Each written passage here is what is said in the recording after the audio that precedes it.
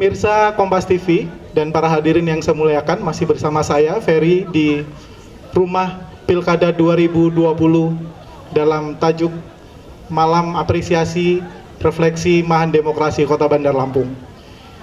Kesempatan yang pertama saya ingin memberikan kepada Ketua Divisi Parmas, Partisipasi Masyarakat, Sosialisasi dan Pendidikan Pemilih KPU Provinsi Lampung. Beliau tadi menyampaikan kepada saya, membisikkan kepada saya cukup tercengang. Beliau bilang bahwa acara apresiasi dan refleksi Mahan Demokrasi di Indonesia ini baru malam ini adanya. Di RPP yang lain, di Rumah Pintar Pemilu yang lain belum ada.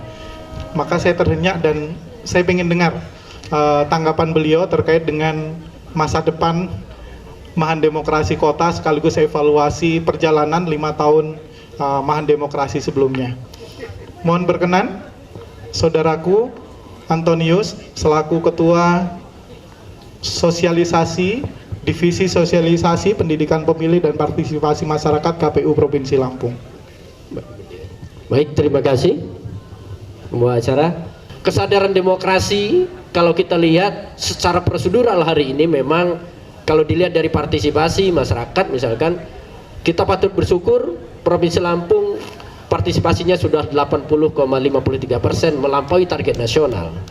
Itu secara prosedur. Tetapi yang paling penting adalah apakah partisipasi itu juga menghadirkan partisipasi yang substansial, bahwa kehadiran masyarakat memilih itu benar-benar ingin memilih pemimpinnya untuk masa depan yang lebih baik, bukan karena iming-iming seperti tadi, karena ada money politik, vote buying dan lain-lain. Ini menjadi PR terberat kita, khususnya bagi Divisi Sosialisasi Pendidikan Pemilih dan Parmas untuk memberikan kesadaran yang substansial kepada masyarakat. Mudah-mudahan kehadiran Mahan Demokrasi ke depan di Kota Bandar Lampung dan kabupaten kota lainnya itu bisa lebih baik lagi, bisa memberikan penyadaran dan pencerahan kepada masyarakat. Demikian saja, singkat saja. Assalamualaikum warahmatullahi wabarakatuh. Waalaikumsalam warahmatullahi wabarakatuh. Terima kasih atas tanggapan dan masukan-masukannya. Saya persilahkan dua peserta atau hadirin yang hadir di sini untuk bisa memberikan tanggapan. Mungkin ada pertanyaan, masukan kepada ketiga narasumber kita, dan untuk tentu saja untuk Mahan Demokrasi. Saya persilahkan satu orang, saya persilahkan Pak Kabanpol Kesbangpol Kota Bandar Lampung. Mohon izin Pak Wali. Assalamualaikum warahmatullahi wabarakatuh. Saya ingin bertanya kepada tiga pemateri di depan. Nama saya Artinya baik Zuber, dari Kepala perspektif Badan hukum, Kesbangpol Kota Bandar Lampung. perspektif penyelenggara, Terima kasih maupun waktunya Pak perspektif Moderator dan para ekonomi. Bagaimana ini kalau seandainya harus mundur lagi menjadi pilkada tidak langsung? Itu yang pertama. Yang kedua, bahwa penyelenggaraan pemilu yang berintegritas ini adalah tugas kita semua, bukan hanya tugas Bawaslu. Nah, oleh karenanya pada kesempatan ini, dalam forum yang sangat baik ini, saya ingin mengajak kita semua, mari kita ikrarkan atau kita bangun kesepahaman, mari ramai-ramai kita kawal atau kita menjadi backing dari Bawaslu, supaya Bawaslu punya kekuatan, minimal adalah kekuatan moral, sebagaimana yang dipesankan Pak Wali tadi, bahwa pemilu harus betul-betul berintegritas. Yang paling di depan adalah Bawaslu memastikan itu. Untuk itu, karena pengawasan yang paling hakiki adalah pengawasan oleh Tuhan, oleh Allah. Yang kedua oleh rakyat, social control. Nah, di sini hadir para camat ini. Mungkin insya Allah lengkap para camat, dan kami dari Kesbangpol selaku OPD di Pemda yang menangani koordinasi dengan penyelenggara pemilu, kami siap untuk mengawal apa yang dinyatakan Pak Wali tadi. Kita kawal pilkada 2020 ini supaya berintegritas, supaya jujur, adil, kita minimalisir money politik. Seperti kata Pak Budiono kalau nggak salah tadi ya, money politiknya jelas. KPU maupun Bawaslu nasional mengatakan Lampung zona merah, tapi kok pelaku money politiknya tidak tertangkap, tidak ada seolah-olah. Nah, ini menjadi PR kita semua. Demikian, terima kasih. Assalamualaikum warahmatullahi wabarakatuh. Waalaikumsalam warahmatullahi wabarakatuh. Tepuk tangan untuk penanya dan penanggap kita yang kedua, Pak Kaban. Ada satu pertanyaan yang diajukan secara adil kepada 3 narasumber sesuai dengan perspektif masing-masing. Kemudian satu tadi imbauan moral, sekaligus ini panggungnya Bawaslu jadinya. Nah ini mantan-mantan PPK boleh, ini ada angin segar berarti untuk daftar menjadi Panwascam. Baik, saya silahkan, satu penanya. Berkaitan dengan rumah demokrasi, saya hanya ingin mengusulkan baiknya rumah atau rumah demokrasi itu ada di seluruh kecamatan dan kelurahan, supaya karena kita juga di PPK itu kan ada di bawahnya ada Panwas di kantor kelurahan, jadi ada sejarah demokrasi di masing-masing kecamatan itu gitu kan. Paling tidak ketika kita nanti bermain di kecamatan itu ada foto-foto kita kan gitu, ada kenangan kita ketika saat kita menjadi penyelenggara di tingkat kecamatan. Yang kedua, itu mumpung ada Pak Wali Kota, kalaupun nanti dianggarkan, mungkin Pak Wali juga setuju lah, saya rasakan. Dan ada Pak Pembawa Camat, apa salahnya menjadikan satu ruangan untuk menyediakan bahan demokrasi itu sampai di tingkat kecamatan bahkan tingkat kelurahan. Yang kedua, saya pertama kali di PPK Pilwakot dengan tingkat partisipasi cuma 56%, kemudian pada saat pemilu naik lagi menjadi 86,6% di tingkat kecamatan Kedamaian. Saya berhimbau kepada KPU nanti, jikalau Bapak Ibu KPU merekrut PPK PPS ad hoc lagi, itu dilihat baik terkekotnya. Kembali bagaimana teman-teman yang hari ini sudah bagus, kalau bisa direkrut kembali, jangan cari yang lain lah, jangan coba-coba cari yang lain, ya nggak? Saya rasa Pak Camat juga sudah nyaman dengan kerja-kerja PPK yang lama, yang kerjanya bagus. Kalau ada yang main-main, silahkan out dari penyelenggara pemilu deh.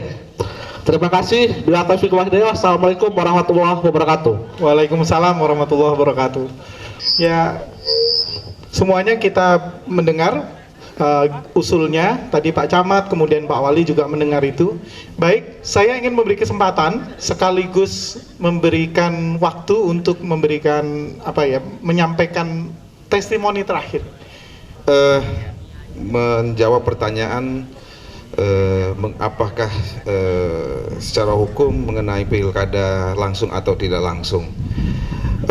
Pilkada yang sekarang pilkada langsung ini kan menjawab keresahan ketika pilkada tidak langsung itu dilaksanakan oleh legislatif, maka dibuat mekanisme pilkada secara langsung, karena pada waktu pilkada secara melalui legislatif itu kan money politik juga gitu kan yang terjadi. Nah, dengan harapan pilkada langsung itu kecil money politiknya. Tetapi kalau menurut aturan hukum jelas di dalam Undang-Undang Dasar itu hanya menyatakan pemilihan kepala daerah dilakukan secara demokratis. Demokratis itu bisa secara langsung atau tidak langsung.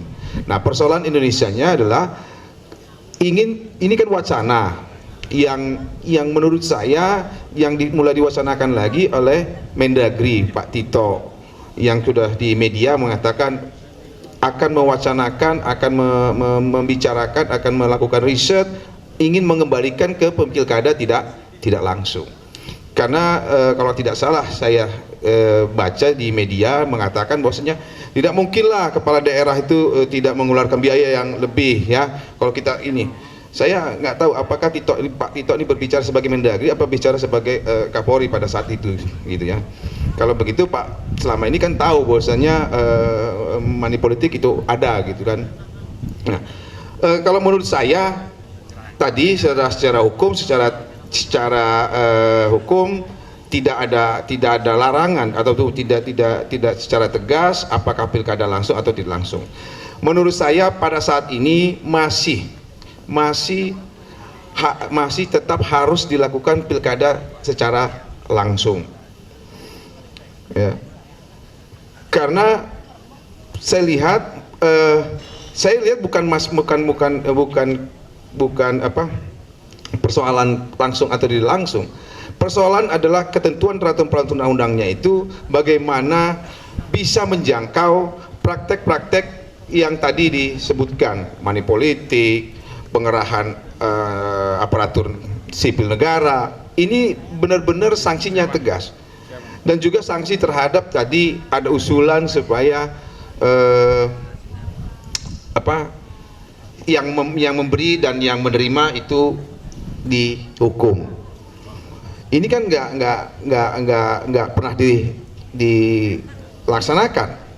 Terus juga banyak kendala-kendala di dalam penegakan peraturan penyelenggaraan pemilu, terutama pemilu kada, ya, seperti contoh saksi yang dipanggil tidak datang, ya, dengan waktu yang sangat mepet, setelah lewat nggak bisa dipanggil lagi.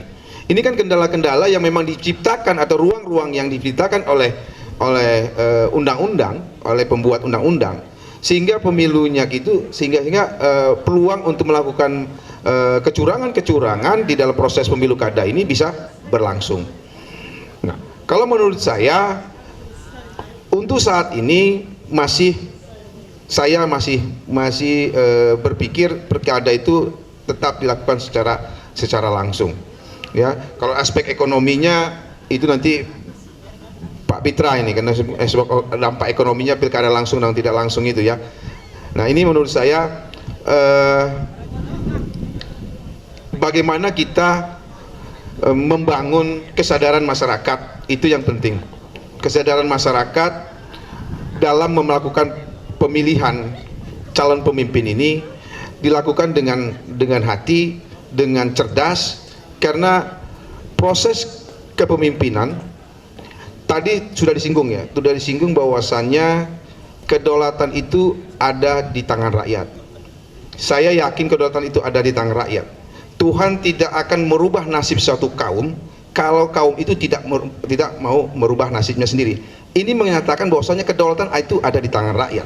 Jadi jangan salahkan kalau rakyatnya sekarang Indonesia miskin, keadaannya terpuruk, ekonominya terpuruk, ya, karena mungkin salah kita memilih pemimpin yang seharusnya ketika pemimpin itu jadi pemimpin kita bisa membawa kesejahteraan. Tetapi karena pemimpin itu dipilih melalui kecurangan-kecurangan, melalui manipulasi politik, ya kemungkinan untuk mendapatkan kesejahteraan ini tidak akan terjadi. Jadi kalau kembali lagi saya tegaskan, secara konstitusional pemilu langsung maupun tidak langsung itu tidak ada secara tegas pemilu apakah harus langsung atau tidak langsung. Semuanya dilakukan sesuai dengan prinsip demokratis. Tapi bagaimana ketentuan peraturan undang-undang ini, ya, karena gini, setiap pemilu, terutama pemilu kada itu pasti peraturan banyak berubah, ya, dan bukannya nambah baik. Ini menurut hasil yang riset saya, peraturan ini malah membuka peluang-peluang untuk melakukan kecurangan-kecurangan yang ini. Contohnya tadi Pak Wali mencontohkan belum apa-apa sekarang para calon ini ya di berbagai kota sudah membagikan sembako. Ini kan nggak kejangkau dengan aturan. Ya, bagaimana membuat aturan dalam proses para calon ini ketika dia membagi sembako, ketika dia ditetapkan sebagai calon wali kota atau calon bupati, itu bisa mempertanggungjawabkan dari mana uangnya ini. Tapi kan ini nggak ada aturan yang itu, karena ini belum masa kampanye. Ini menurut saya kekurangan. Ketika acara sosialisasi para calon itu ada laporannya. Dari mana sumber uangnya? Dari mana sumber dananya? Ini kan nggak kejangkau. Yang kejangkau saja hanya di masa kampanye. Dan masa kampanye juga hanya dilaporkan ke KPU ya. Sumber dananya sekian. Tapi di lapangan kita lihat nggak mungkin dengan dana sekian kampanye kok bisa meriah gitu setiap ada kampanye pasangan calon atau para peserta pemilu. Terima kasih. Kalau saya secara pribadi memang lebih mendukung rezim pemilihan umum langsung gitu ya, karena dengan berbagai macam penyakit sosialnya, dampaknya lebih banyak dirasakan oleh masyarakat. Misalnya kalau ada pemilihan pilkada atau pilpres kan ada belanja terhadap logistik, kemudian sosialisasi segala macam, itu kan berdampak juga. Misalnya logistik berdampak pada percetakan, kemudian misalnya apalagi sosialisasi juga. Kalau pemilihan yang dilakukan oleh anggota dewan saja, itu nggak akan ada namanya mahan demokrasi ini kan, seperti itu lah ya. Kemudian juga tren ke depan sebenarnya, trennya walaupun sedikit demi sedikit sebenarnya masyarakat juga akan merespon positif terhadap politisi ataupun kepala daerah yang berkinerja dengan baik gitu kan. Dan juga kepala daerah juga berlomba-lomba untuk membuat berkinerja dengan baik gitu itu. Kemudian kalau ada masalah-masalah kayak misalnya money politik segala macam, tinggal bagaimana penegakan hukumnya kita harus benar-benar kuat. Itu masalah di Indonesia. Penegakan hukum terhadap orang yang menerima uang dan yang memberikan uang walaupun bukan tim kampanye resmi. Kemudian bagaimana misalnya harus dibuat aturan bahwa ketika orang sudah mendeklar dirinya mau mencalonkan diri sebagai calon wali kota, itu sudah menjadi objek audit gitu loh. Jangan bukan ditetapkan dulu baru boleh diaudit. Kemudian juga misalnya contoh lagi, audit dana kampanye itu bukan yang rekening yang disetorkan aja, tapi terhadap keseluruhan aktivitas dia. Nah itu yang aturan-aturan itu yang perlu dibuat sebenarnya. Kalau saya seperti itu tuh. Kemudian kalau untuk mahan demokrasi ini, saya pikir ini bagus ya. Artinya suatu upaya sosialisasi pemilu oleh para penyelenggara pada pemilih bagus. Mungkin saya usul selain bukan cuma mahan demokrasi, kalau mahannya cukup satu, tapi mungkin dibuat pojok-pojok demokrasi, pojok-pojok demokrasi itu. Di setiap tempat mungkin orang bisa melihat apakah di mall atau di mana atau di tempat-tempat umum tuh ada pojok-pojok demokrasi.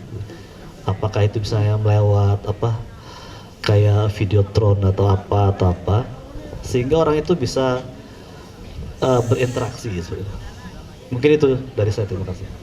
Yang menjadi PR penyelenggara pemilu khususnya KPU dan Bawaslu itu diantaranya adalah memang money politik. Dalam sebuah kesempatan saya pernah mewawancarai Pak Rias Rasid sebagai penggagas Odda ketika itu.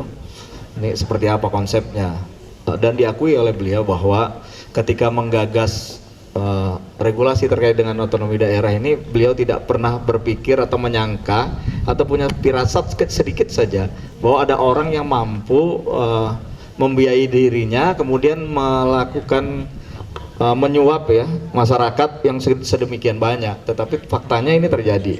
Selanjutnya yang kita lihat bahwa dan kita saksikan bersama, meskipun money politik ini sudah jadi rahasia umum dan jadi penyakitnya pilkada langsung, tetapi dalam penamaannya saja saya lihat kita bisa baca di Undang-Undang Pemilu, Undang-Undang Pemilihan, meskipun sudah tegas pemberi penerima tidak hari H saja, tetapi pada saat tahapan ini bisa dipidana, kemudian secara administratif jika itu TSM dibatalkan. Tetapi dari penamaannya saja ini masih pelanggaran Seharusnya pembuat regulasi ini sudah membuat terobosan karena bagaimanapun juga ketika ada calon yang melakukan money politik, ini bukan lagi pelanggaran menurut saya, tetapi ini sudah kejahatan.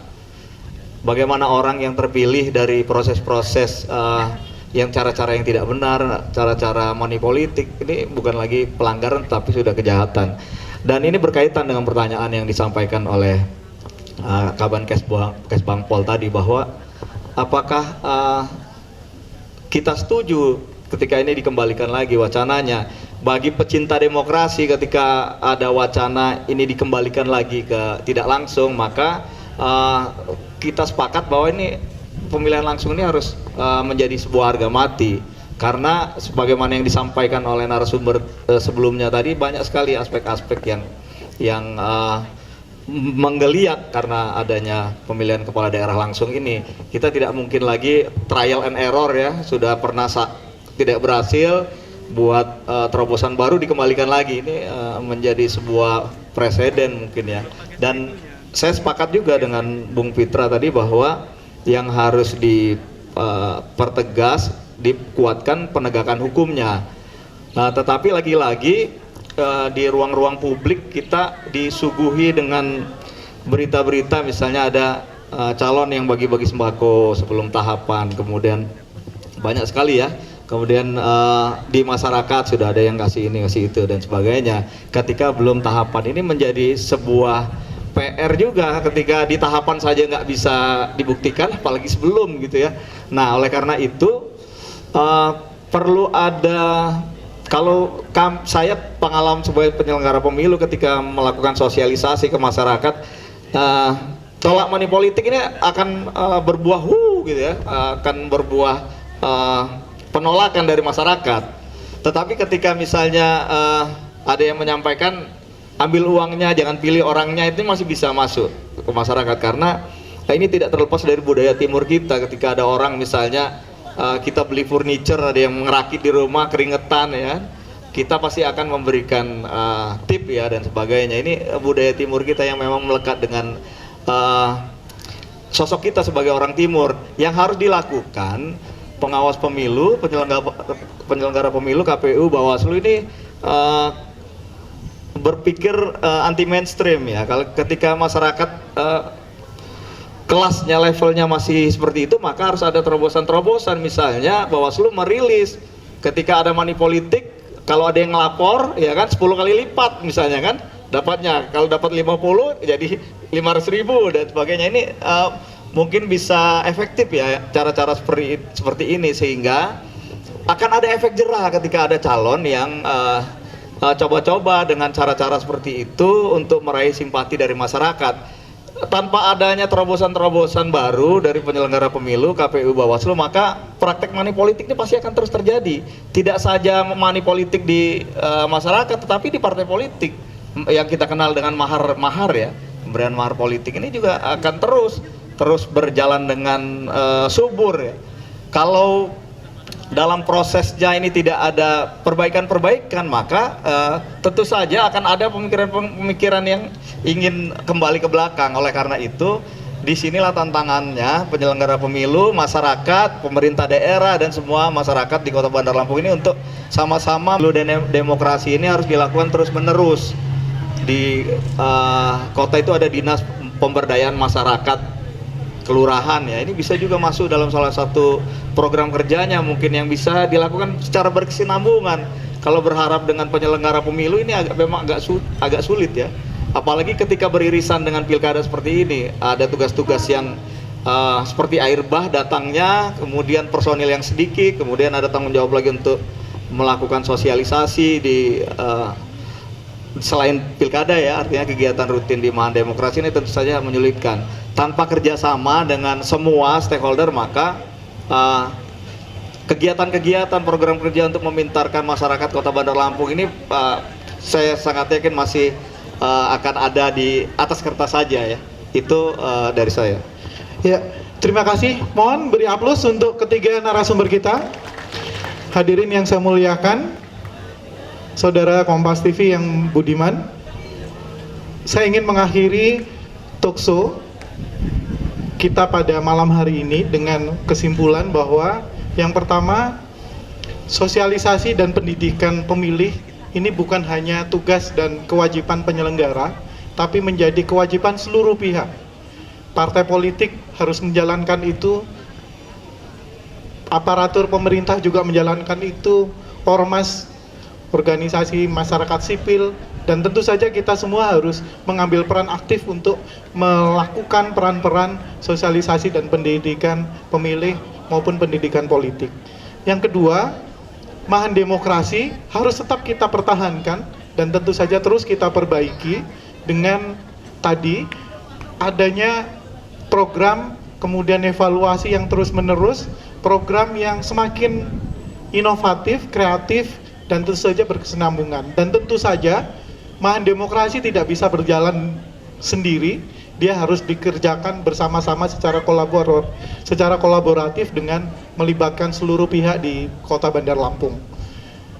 Saya kira talkshow kita pada malam hari ini kita sudahi. Kepada seluruh peserta yang hadir pada malam hari ini, saya mengucapkan terima kasih kepada narasumber Dr. Budiono, Dr. Fitra, dan kandidat dokter Fauzi Heri. Terima kasih. Mohon maaf. Assalamualaikum warahmatullahi wabarakatuh.